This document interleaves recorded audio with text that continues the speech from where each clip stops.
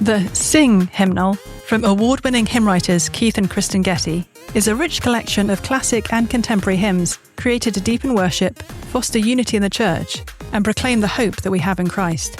Alongside beloved hymns, you'll also find psalms paired with songs, liturgical readings, and helpful indices, making this hymnal a lasting resource for families and congregations alike. Pick up your copy wherever books are sold, or get 30% off at crossway.org/gettyhymnal with a free Crossway Plus account.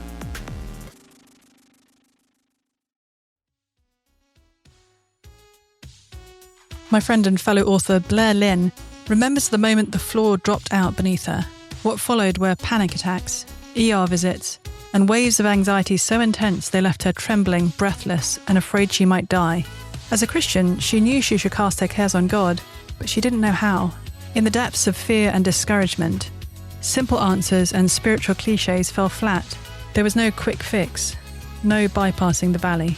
In Made to Tremble, Blair shares how she learned to walk with God through her anxiety, not around it. With scripture, story, and raw honesty, she shows what it means to embrace our weakness, not as failure, but as the place where God meets us most tenderly. This is a book for anyone who feels overwhelmed, afraid, or unsure if faith can hold in the storm. Through Blair's story, discover the peace of God and a deeper awe of the God of peace. Get your copy at madetotremble.com. You're listening to Confronting Christianity, a podcast of Training the Church.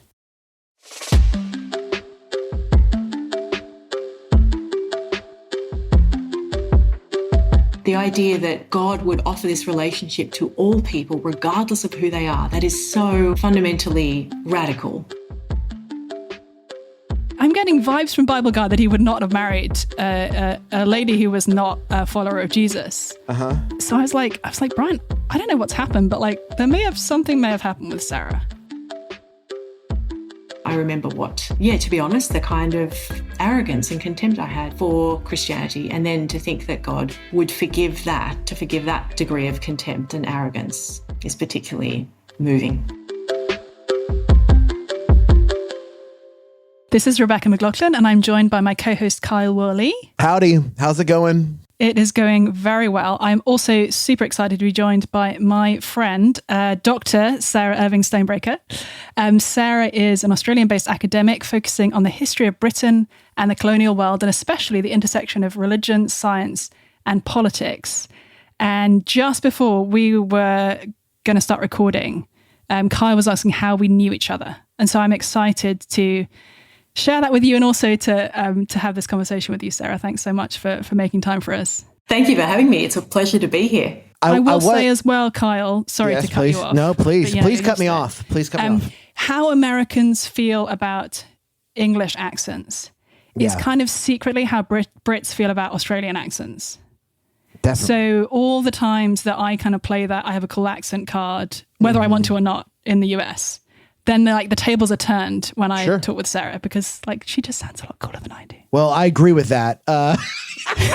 I'm not sure about that. It's all right. You're bottom of the pile still, Kyle. Okay, but of course I am. Of course, I'll be there. The last shall be first, Rebecca. That's right.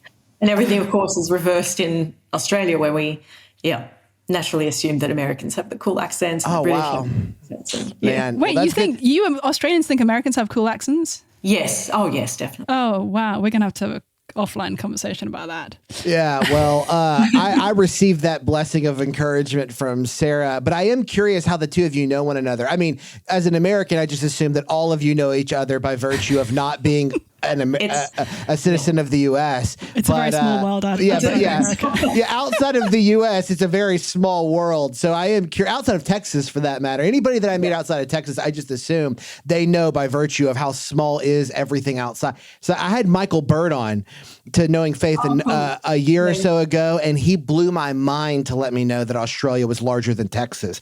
I had always assumed that Australia was a relatively small island, but then whenever he reminded me me that it is actually not really an island, it's a continent. Brother, I thought, close it down. Man, you're right. And then he actually pulled it up on his phone and was like, this is how much bigger it is. And I'm telling you, isn't that Texas arrogance that I just assumed that the state of Texas was larger than the continent of Australia? That's pretty special. Anyway, so how do you guys know each other? Okay, so Sarah, when she and I first met, was a PhD student at Cambridge University, as was I. We were at different colleges. Sarah's actually at the same college as my husband, Brian. So I think you and Brian probably met before you and I did. Yeah. And at the time, Sarah was like a delightful and very politely convinced atheist. Is that a fair characterization? Yes, I'm glad that you say that I was polite. Oh yeah, like delightful, lovely, incredibly intelligent, but very sort of humble in posture. Right. Really delightful person who didn't believe in God at all. Famously, my husband loves to tell this story. He once had a birthday party that nobody came to. He'd invited his Christian friends, and I was on the list, and I didn't come. And then he texted Sarah, and he was like, "Hey, funny story. I tried to have a birthday party, and nobody came." And Sarah was like, "I'll be right there." So Sarah was like a lovely person who both Brian and I knew. In fact, I think you knew both of us before we knew each other. Oh, yes. Certainly before we were remotely dating.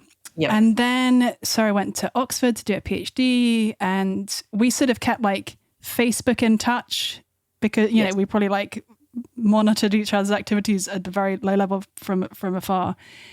And then I noticed that you had married an obviously Christian man. He was just posting all this Christian stuff. Yeah, okay, I was about to say, what did you mean obviously Christian? Like a cross? Yeah, a big cross tattoo on his chest? The guy who posts the Bible quotes, right? Sure, of course, yeah, Bible guy. And I was like, Bible guy? I'm getting vibes from Bible guy that he would not have married a lady who was not a follower of Jesus. Uh-huh. So I was like, Brian, I don't know what's happened, but something may have happened with Sarah. And I ended up reaching out to you and being like, "Hey, Sarah, so it seems like maybe you became a Christian." And then you told me that you had. Yes, that's all a true and accurate account. And then you asked me about how I became a Christian. I think I told you in an email, and you asked me, I think you encouraged me to actually share the story. And at first I thought, I'm not sure that this would be something that would be, interesting to others. But anyway, that you asked me to share it, and then you did through the Veritas Forum and then through your book. Yeah, I think I probably bullied you, pressurized you, pushed you to share it, in fact, because it's so fascinating. So give us the 5-minute version. Well, oh gosh. Okay. So as you said, I grew up in a non-Christian home, really loving kind of secular non-Christian home, very typical of a country like Australia, very metropolitan, cosmopolitan city, but very kind of socially aware and politically aware and intellectual.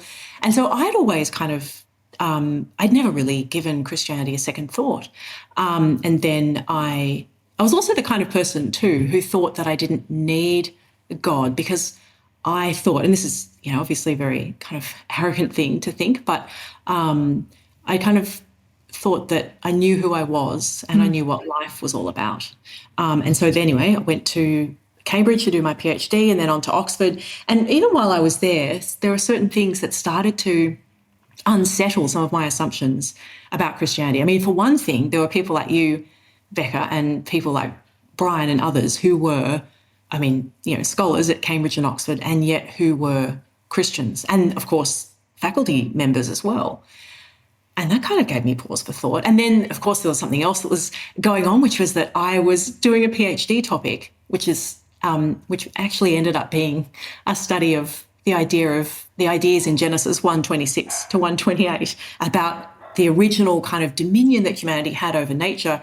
And I was looking at this, just historically and what it meant for colonialism and things like that.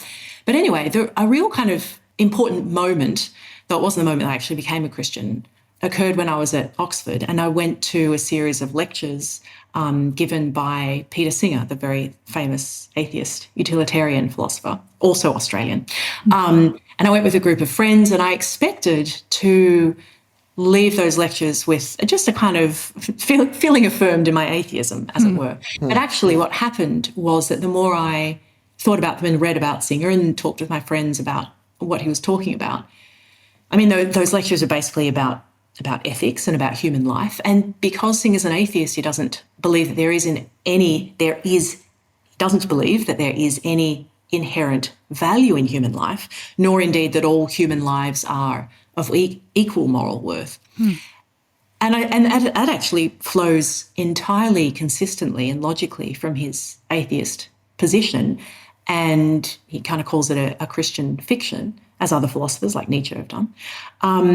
And the more I looked into this, the more I started to realise that actually, while thinking that I was an atheist, I had never really explored in any depth the atheist philosophy that I'd espoused, and nor could atheism sustain any of my deepest moral intuitions, not least of which was the inherent value of human life. Anyway, so it was an important kind of moment. And then after that, I moved to America, took up a position as a professor at Florida State University, as an assistant professor. And there I started, one thing sort of led to another, and I started attending church. A friend of mine gave me Mere Christianity. And so it was a kind of slow realization that God's story about who humanity is and what the story of the world is and who he is rang true, was profoundly the explanation that made sense of what I saw in my own heart as a deeply flawed and sinful person, but also in humanity as well, and particularly in human history, a kind of human societies and civilizations that are just deeply flawed and broken and do what is right in their own eyes, and yet there is a God who tells us that he has come into the world to redeem it and make that offer of a relationship with him open to all people. And I just thought that was the most incredibly persuasive and radical promise. I love that. I'm going to kind of go back just a couple of minutes, sort of double click on a couple of things that you said there, which I think would be really interesting. So one is, you mentioned how Peter Singer thinks that the idea of universal, like, human value and equality is a, quote, Christian fiction. Tell us a little bit more about what you mean by that, what he means by that, and how the history of ideas kind of might point in that direction. Yeah. Well, this is, even from the philosopher Friedrich Nietzsche writing in the late 19th century, there has been, one of the things that Nietzsche is famous for is recognising that actually many of the kind of fundamental ethical and moral ideas we have about, for example, ultimate truth, about good and evil, about the kind of inherent value and equality and dignity of human life and so forth. Nietzsche is really first to kind of recognise that these are fundamentally a kind of a Judeo-Christian set of assumptions about who humanity is and who God is, that there's the good and evil and so forth. But even since Nietzsche, philosophers, various kind of, completely sort of secular atheist philosophers have explored this idea. And so kind of key to what people like Alex Rosenberg and Peter Singer are sort of talking about in this respect is the fact that, well, actually, if you take away any kind of ultimate story that the explanation of who humanity is that we're created in God's image, which of course you can't hold if you're an atheist. And if you just look at humanity as a kind of, as an animal, as a biological phenomenon, then the notion that there is a kind of fundamental moral equality among humans, or indeed that humans can have rights, is a bit of a fiction. Of course, naturally, biologically, there's an incredible hierarchy in terms of humanity, hierarchy of intelligences and physical abilities and beauty and good, our ability to behave in morally acceptable ways and so forth.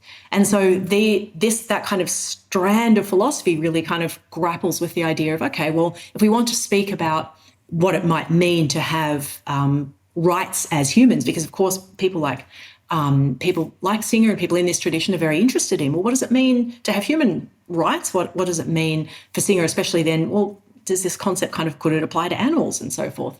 Then what they have to do is say, well, because we need to dispense with the idea that there is anything about humanity that says we're created with that fundamental moral equality and that we're created in God's image, then we have to come up with a kind of set of criteria for applying rights to humans.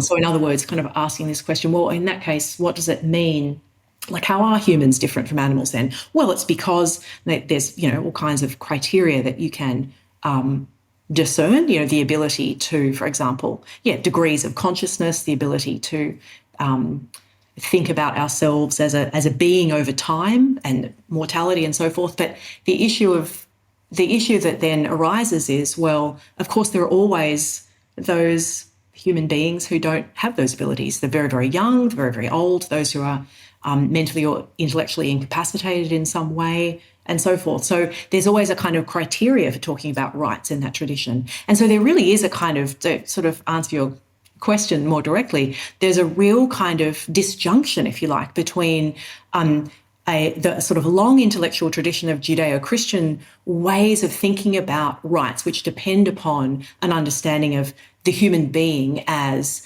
made in God's image, and fundamentally, regardless of how societies or governments might actually treat or mistreat people, that there is a fundamental kind of moral equality there. So a disjunction between that idea and what's emerged as a much more secular idea that has to dispense with all of those ideas grounded in that Judeo-Christian tradition, and has to kind of just deal with humanity as a biological phenomenon instead. You come up with incredibly different understandings of what rights are, because it's an incredibly different understanding of what a human being is. Yeah.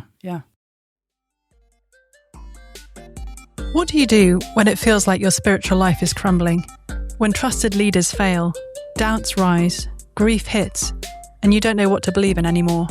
In her new book, Someone to Believe In, Embracing the Saviour Who Stays the Same When Everything Else Changes, author and Bible teacher Courtney Reisig helps us to see Jesus' unshakable character. If you're not sure whether you believe in Jesus yet, or if your faith feels unsteady in the face of grieving, burnout, or disillusionment, this book invites you to encounter Jesus as the one who is the same yesterday, today, and forever. Get your copy of Someone to Believe In today at someonetobelievin.com.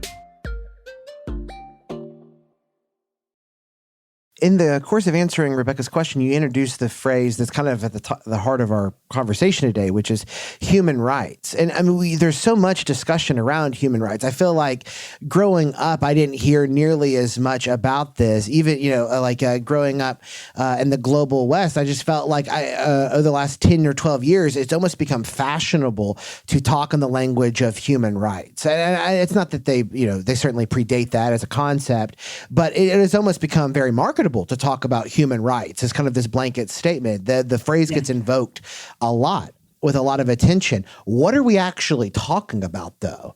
Like, what are human rights? I mean, do we have to first ask what is a human? Is that where we start? Well, actually, I think we probably do, and it could take a very long time. But I think in order to answer that question in terms of kind of what are most people talking about when they talk about human rights, the main idea is that people are speaking about the idea that there are certain kind of entitlements or rights that belong to all human beings, regardless of their religion or their ethnicity and their sexuality or gender or whatever. So there's this kind of idea that they are universal, and then hence the sort of the human, and that they belong to all human beings as well, regardless of whether or not the actual laws, or what we might call the positive laws of countries or nations, recognise them. And so it's been an incredibly important concept, particularly, well, it's really entered public discourse, I think. I mean, Kyle, you were talking about in the last sort of, 10, 20 years, but particularly in the latter half of the 20th century, in no small part because of the United Nations Declaration of Human Rights. And so when the UN was formed after World War II, one of the first things it did in the General Assembly in 1948 was issue this United Nations Declaration of Human Rights, where it comes up with this statement, and there's this idea that all of the nations, who have joined the United Nations, there's a kind of consensus that there are these kind of fundamental rights or entitlements that all nations ought to recognise and ought to, to some extent, enshrine as far as possible in their laws. Whether or not they do that is another thing. So it's really been a kind of normative discussion in the West, but really only in the last, popular really, only in the last half century or so. Yeah, I was fascinated on that front, and you've probably read this from even more estimable historical sources. But Tom Holland's, well-known book Dominion: How the Christian Revolution Remade the World, or at least that's what it's called in the US. He suggests that actually there was a very conscious attempt to disguise the Judeo-Christian origins of these ideas in order to make them more acceptable to countries around the world that may not have had a kind of Christian majority or a strong Christian history, to say, no, this is like a secular thing. This is purely this is not tied to any particular religious or philosophical foundation, and human rights is, just something that we can all agree on. That almost there was a deliberate move to sort of secularize the idea of human rights to make that more palatable, and that we're now living downstream of that to where you were raised in a family that sort of strongly believed in human rights, but didn't see it as something that was explicitly Christian. Yes. Nuance that for me, because I'm a layman in these terms. Yeah. Oh, no, that's fine. I mean, yes, that is right. And it's probably important to recognise that actually this kind of broad secularisation of this tradition, I mean, has been occurring for some, and was occurring for some centuries. So, for example, even in, the Declaration of Independence of the United States, there is the idea that all human beings are created equal and endowed by their creator with certain unalienable rights. And even there, the language is, by their creator. And the idea is that there's an attempt to kind of at least be able to speak about at least God in terms of a creator, rather than, particularly in that period too, in the late 18th century, there's an attempt not to avoid kind of denominational conflict within Christianity, but those kind of attempts to secularize this tradition and to think about human rights in a way that can be far less tied to the particular Judeo-Christian tradition have been occurring since the late 18th century. So even for example, in the French Revolution, they issue the Declaration of the Rights of Man and Citizen. And there is, again, right there, you kind of see that tendency as well. And it really foregrounds the kind of much later attempts to kind of think that there might be these kind of fundamental rights, and that we can even speak about human equality without actually having to ground it in. At first, in the 18th century, there's kind of reference to the creator or the divine, and that kind of language is used. But then increasingly, by the time, you're right, Rebecca, when you said 1948 in the context of the UN, then there's no reference, of course, in the United Nations Declaration of Human Rights to God. And so there is that kind of, it's actually quite a long tradition of secularizing. Yeah. And it raises a question. This discussion has me thinking through or reminding me of Alistair McIntyre's book After Virtue, where there's like this question of what is can we even have a conversation regarding rights or moral oughts in a situation in which there is no longer any shared foundation or shared categories or reference points any longer? Or even some of Lewis's concern with objective value and the abolition of man. And I wonder, Sarah, at present, it does feel like conversations regarding justice and equity and equality have risen to new levels of recognition in terms of value and importance in the cultural conversation. And yet it feels like we're not making any headway there in terms of civic progress or even civic unity or partnership across demographic lines or even across cultural, ethnic, or religious lines, political lines. Is there any coherence at all to a conversation on human rights at present in the global West? Are we just in the midst of a muddled conversation for which we don't really remember the beginning and we don't really know the end? Where are we at when we're talking about human rights right now? Because it does feel as if there's a lot of energy around civic, political, economic issues that revolve around the question of rights, but there's very little progress. And I wonder if that is just a place we have to resign ourselves to, or a place that we've been before historically that we can find our way out of again. As a Christian, I would be curious just what your vantage point is on something like that. Yeah, that's such a fascinating question, actually, particularly in the end there when you reference the possibility that, perhaps we've been here before in history in terms of these lack of a shared kind of ground from which to speak about some of the most crucial questions of our time. Yes, no, I think you're absolutely right in that there is that kind of loss of a shared sense of values and of principles when these kind of discussions are going on in contemporary discourse. That's not helped in any way, I think, by the phenomenon of social media and so forth. But even if you want an illustration of this, if you look at the last couple of years, a lot of the kind of discussions about rights have occurred in that very popular context of speaking about the kind of the COVID phenomenon. And in that context, especially the idea of rights was something that were levied in those kind of debates more than any other concept, I think, when people speak about individual rights and so forth. But one of the kind of really complicated issues there, and really one of the difficulties, is that there was no real, not only just like a lack of a shared understanding of what a right means or a shared understanding of the limits of rights, for example, or even a balancing of rights against other, obviously there's a talk about, there's a balance of some rights against other rights.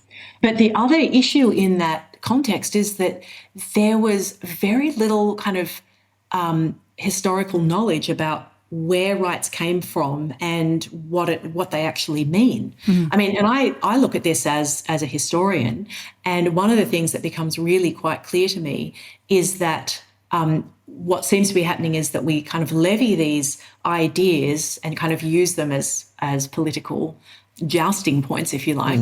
And yet at the same time, there's very little historical knowledge of what they mean and where they actually came from. And so the interesting thing is that in the Protestant Reformation, there was a discussion about the limits of secular authority. And there are all kinds of texts and pamphlets and so forth that were written discussing this very point from a very Christian perspective, right? Luther and Calvin, as I mentioned, had both written about this topic. And yet the kind of discussions we have today, we seem to be in this kind of historical moment, I think, in which we've lost all of that kind of knowledge and that kind of background. So we're kind of using these ideas. We actually don't know. No, there's a whole history of speaking about what the sort of the limits of the government's jurisdiction are and what our limits are and so forth, there are incredible intellectual resources there that we could use, but actually that we've forgotten.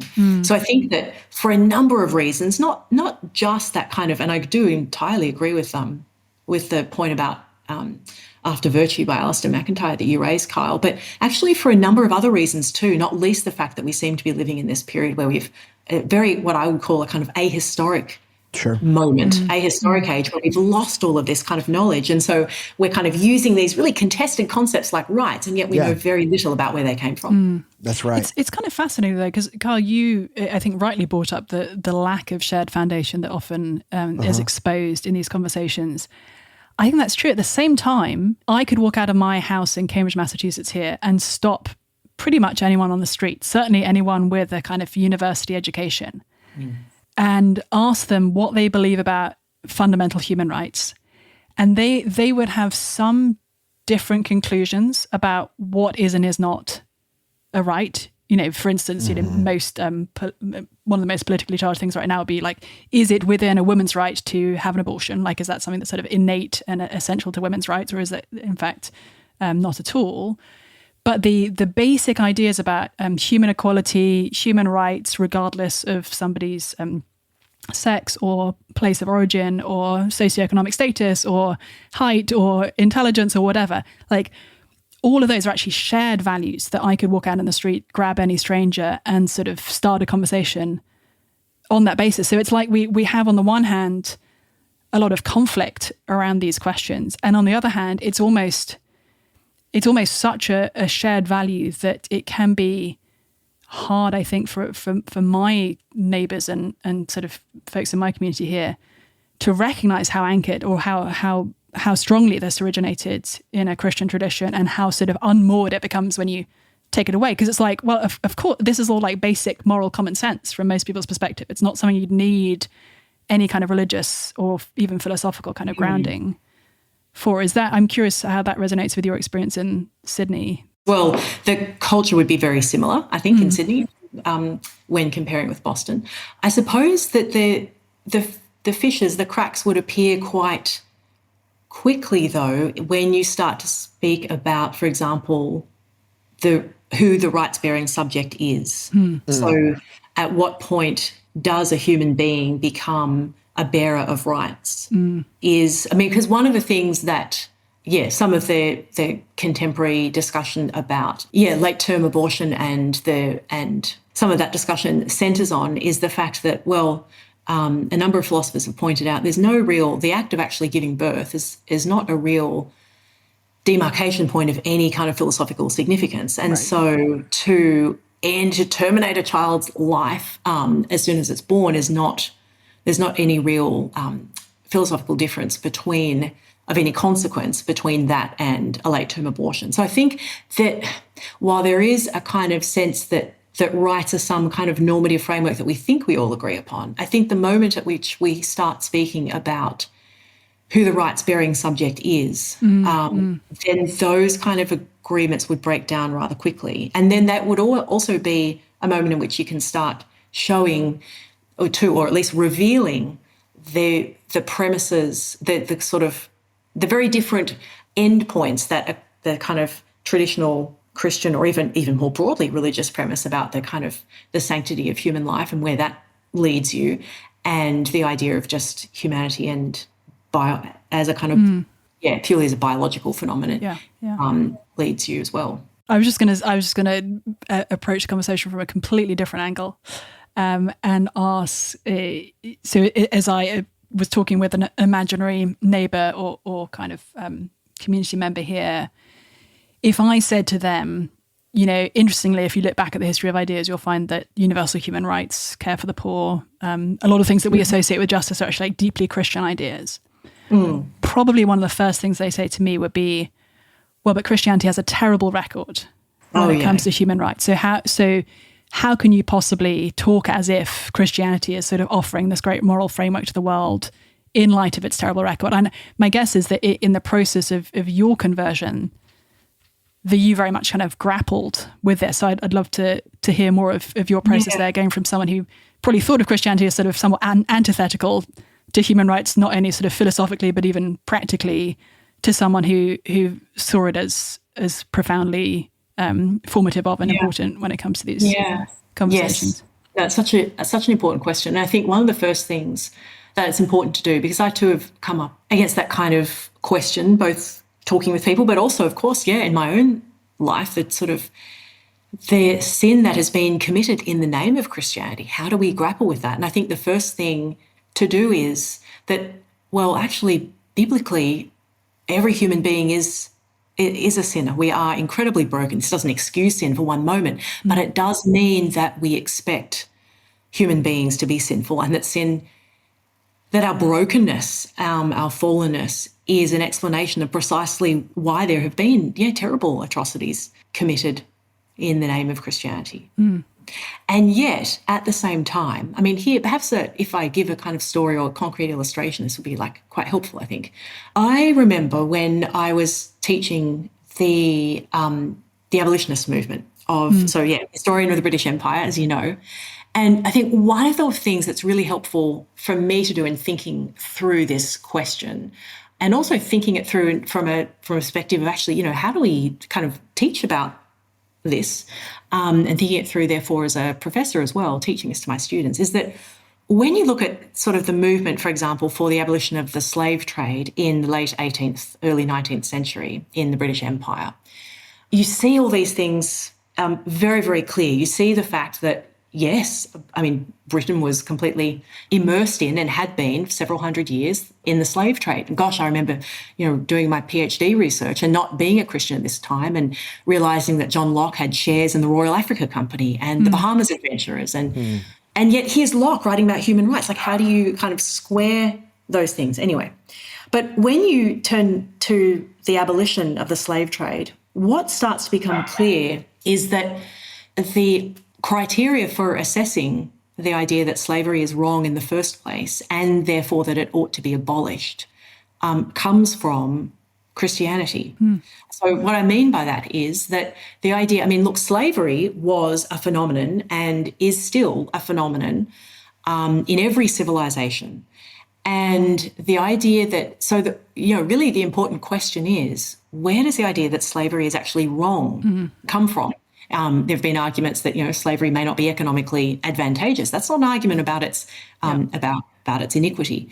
And so in the late 18th century, and actually there's a long historical tradition of this, in the ancient world, Gregory of Nyssa, one of the church fathers, argues that actually slavery is wrong. So in the late 18th century, it's evangelicals who start to argue that, no, this is completely incompatible with biblical principles. And they begin to argue for decades and decades in the English Parliament that slavery is actually wrong and it's incompatible with Christianity. And that is where, and eventually the slave trade is abolished in 1807, and then slavery is an institution in 1833 in the British Empire. And it's done so on Christian principles. And what that really crystallizes for me is the fact that, yes, of course, like on the one hand, there have been acts of slavery, among other things, committed in the name of Christianity. And yet, on the other hand, the very framework that we rely upon to assess that slavery is wrong and that these things are wrong in the first place is Christian, and it remains so. Yeah, I love that. So just before we wrap up, I would love to hear from you. In addition to the things you've already shared, what would you say is the one thing that you found most attractive about Jesus when you were kind of exploring Christianity? Is there something that pulled you toward him, or enabled you to feel your need of him in a way, even beyond some of the things that we've been discussing? I think the idea that God's offer of salvation is open to all people just struck me. Perhaps it's my historical background, but I think when I read the Bible and I read a story in the Old Testament about God's people, the Jews, but then there are these glimmers of the idea that, like in Isaiah, for example, that actually salvation will be offered to all flesh. And it makes you think, this is real. This is true. The idea that God would offer this relationship to all people, regardless of who they are, that is so fundamentally radical. And then, you see in all manner of ways that echoed in the New Testament, where this offer to be part of God's people is to, Jew and Greek, slave and free, male and female. And that makes me realise it's really humbling, I think, in the sense that very aware of the fact that there is nothing that I have ever done or can do to merit a membership in God's people, and yet by the grace of God, He died for me and wants me to be part of His people, and moreover to be part of the building of His kingdom in this world. And I think that kind of idea that Christ's offer is open to any person, regardless of what we do. Nothing has made me ever feel so completely loved. Yeah. Thanks, Sarah. That's fantastic.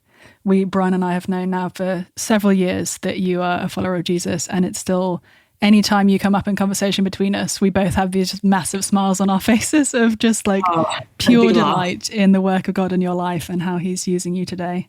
Oh, thank you. Yeah, and the other thing I suppose that brings that home is that I remember to be honest, the kind of arrogance and contempt I had, and then for Christianity, and then to think that God would forgive that degree of contempt and arrogance is particularly moving. Yeah. Oh, man. One of the great joys of this podcast has been meeting Rebecca's cool friends. I've found out on this podcast that Rebecca has cooler friends than I do, and that is further affirmed. I'm going to meet some point. I don't know. Yeah. Further affirmed today. But hey, Sarah, thank you for making time to be with us. Oh, thank you so much, Carl. Thank you so much, Rebecca. This was a lot of fun. If you want to find Confronting Christianity, you can find us on Instagram and Twitter. You can leave a review over at Apple Podcast. You guys have been leaving great questions over there. Drop a question in there. We'll consider it for a future Q&A episode. We hope you enjoyed the discussion. Grace and peace.